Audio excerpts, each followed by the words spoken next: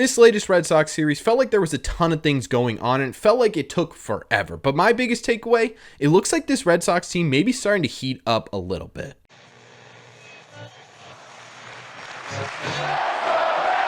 What is going on, everybody? Welcome back to Red Seat Radio. My name is Corbin. The Red Sox concluded their 4-game series with the Los Angeles Angels yesterday, losing the finale of that series, but they did end up still taking away 3 out of 4 of those games from the Los Angeles Angels, and like I said, this series felt like it took forever. Now, partly because it was a 4-day series, and those series always feel like a super long time, but also because the last game in this series felt like 3 separate games with all the rain delays, so we're finally through that series, and in my opinion, there were a ton of great takeaways from this series. There were a lot of positives to take away. Obviously, there were some negatives as well. And all in all, I think that in this series, we are starting to see how this Red Sox team could come together. So what we're going to do in today's video is go over all the highlights and lowlights of the latest Red Sox series. We're going to talk about those, and we're going to talk about how this series could help open our eyes to what the bigger picture of this Red Sox team may look like. But before we get into that, do me a favor. Make sure you guys have hit that subscribe button if you haven't already. If you're new here, we talk Red Sox content almost every single day.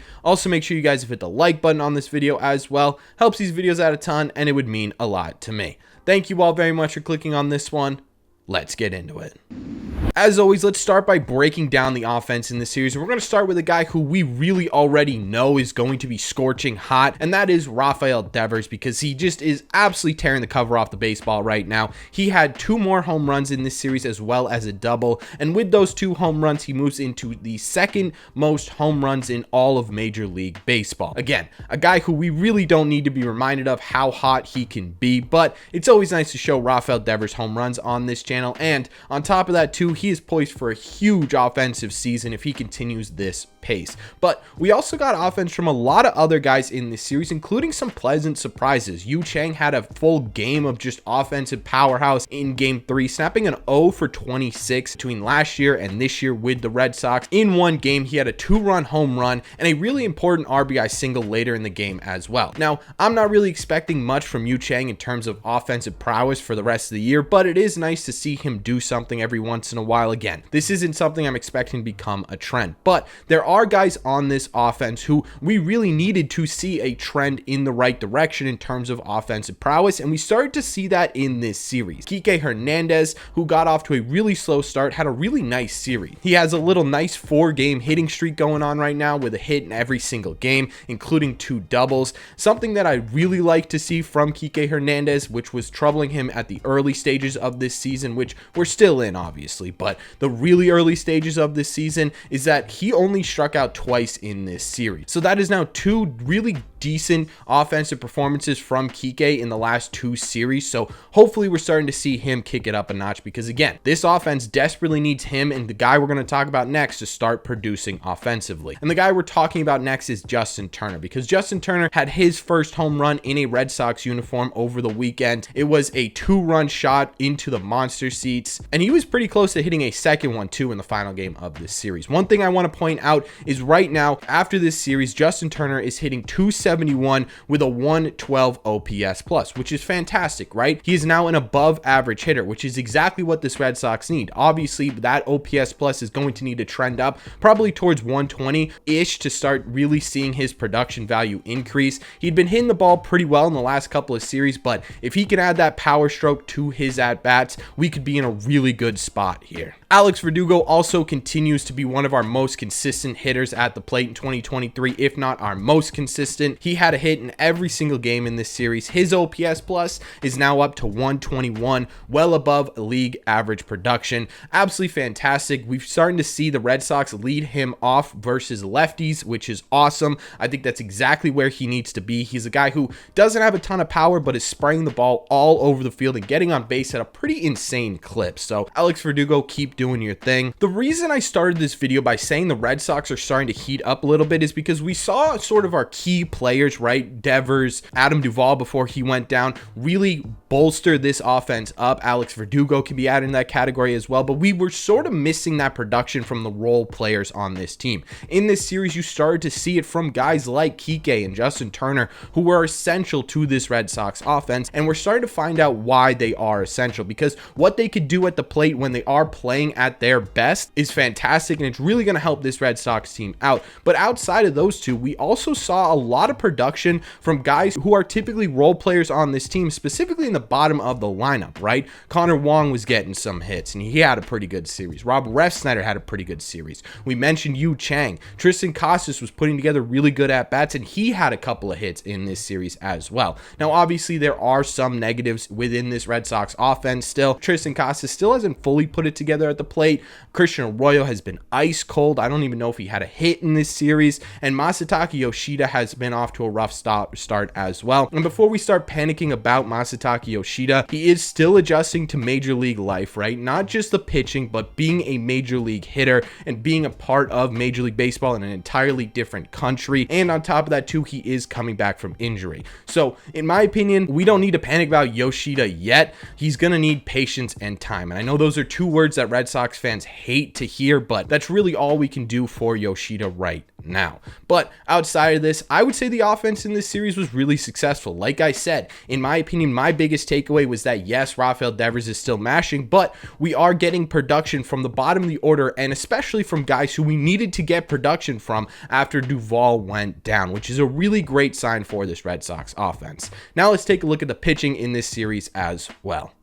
Tanner Houck started this series and he was okay. He ended up going 4 innings, allowing 2 earned runs. He struck out 6, but my biggest concern with his latest start was that he also walked 4 guys, a season high for Tanner Houck so far. Tanner Houck, in my opinion, is at his best when he is limiting walks, and hopefully this doesn't become a trend, because right now the Red Sox are planning on going with a 6-man rotation, and that includes Tanner Houck. So if Tanner Houck's going to continue to be a starting pitcher, he needs to work like he did in his first 2 starts and limit that walk damage. Nick Pivetta, I feel like we all kind of figured he was due for a blowout game. Well, he finally had that blowout game, and he ended up going 4 innings as well, but he allowed 6 runs with 4 strikeouts and 3 walks. He definitely came down to earth a little bit, and I truly hope this doesn't become a trend with Nick Pivetta like we've seen in the past. Hopefully he can get back to where he was in that Tampa Bay game. Now, Garrett Whitlock started the 3rd game in this series, and he had the best start by a Red Sox starter we have seen so far this year. He had a record for this Red Sox team, 7 innings pitched in this start. He allowed just 1 earned run on just 3 total hits. He struck out 5 guys and he only walked 2.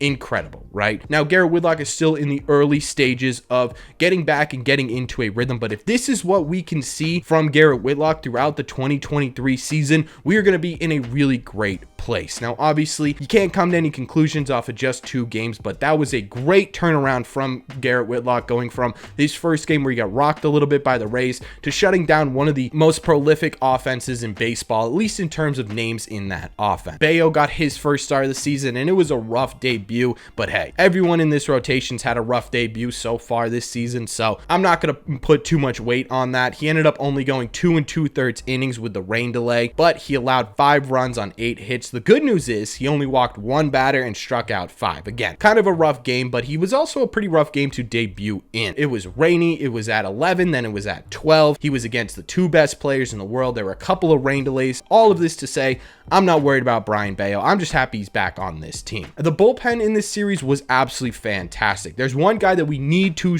talk about in this video if we're going to talk about this Angels series, and that is Kutter Crawford, because he came in after Brayan Bello came out after the rain delay, and he ended up going 6 1/3 innings, allowing just 1 hit and striking out 5. This was a statement. This was a statement saying, look, don't send me down to the minor leagues. Between him and the job Winkowski's been doing so far as a middle reliever, long reliever in this bullpen, he could be huge to the success of this Red Sox team, especially because they're going with a 6-man rotation for the next couple of weeks. Outside of Kutter Crawford, the bullpen itself did really well. Kenley Jansen got another 2 saves. He was lighting the world on fire, striking out Ohtani, striking out Trout, striking out Renfroe. He had 3 Ks in 2 appearances, allowing just 1 hit, and again, locking down 2 saves. And I got to give credit where credit is due. Ryan Brazier was absolutely fantastic in this series, right? He came in the 9th inning of a 1-2 game. He faced Ohtani, he faced Trout, and he had no hits and 2 strikeouts. So we got to give credit where credit is due. Brazier looked really good in this series. And all in all, the bullpen did look fantastic. In terms of pitching in general, this is what I'm talking about, right? When I talk about we're starting to see the bigger picture of this Red Sox team, you're starting to see this rotation kind of form into what it should look like as the season goes forward, right?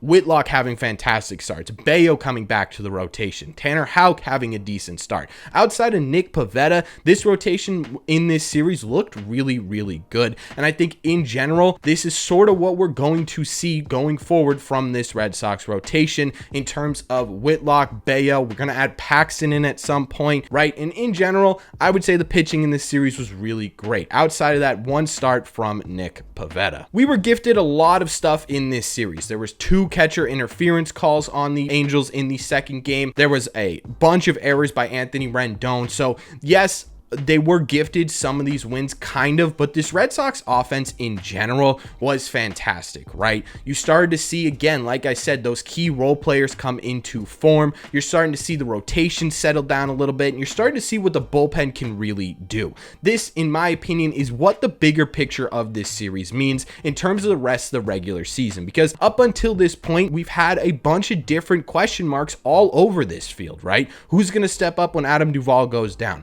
What is this rotation going to look like when it's fully healthy? How is the bullpen going to work with injuries to key guys throughout it, right? You're starting to see answers to those questions. And yes, it's the very early stages, but at the same time too, if the Red Sox, even with a couple of gifts in this series, can do what they do against the Angels, who are a postseason favorite at this moment in terms of wild card, this could be the start of something really, really fun. Now, in my opinion, this season is still going to be a giant roller coaster ride, but it's going to be a ton of fun to follow along. Let me know in the comment section down below, what did you think of this series? Did you have a similar thought to me where, hey, look, you're starting to see things come together a little bit? Are you still worried about this Red Sox team a ton? What were your key takeaways from the latest Red Sox series against the Los Angeles Angels? Let me know in the comment section down below. As always, if you made it to the end of this video, do me a favor, make sure you guys have hit that subscribe button. Like I said, if you're new here, we talk Red Sox content almost every single day. Also, make sure you guys have hit the like button on this video as well. Helps these videos out a ton, and it would mean a lot to me. Thank you all very much for clicking on this one, and I will see you in the red seats.